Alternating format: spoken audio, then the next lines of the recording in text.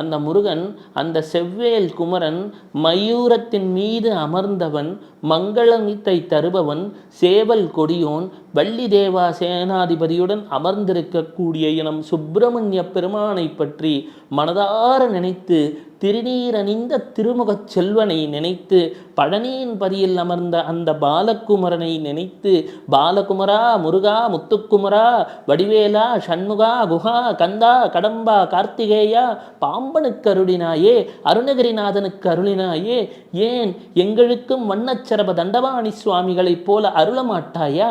இருளை அகற்ற மாட்டாயா? மனதிலே வந்து அமரமாட்டாயா? மயிலில் இருக்கக்கூடிய வேலவா, என் மனதிலே வா என்று அழைக்க துவங்கணுங்க. இதெல்லாம் எப்பங்க நடக்கும்? பங்குனி உத்திரம் வரப்போகிறது. வாழ்க்கையிலே உங்கள் ஏழை பங்காளனான முருகப்பெருமானுடைய நாளுங்க அது.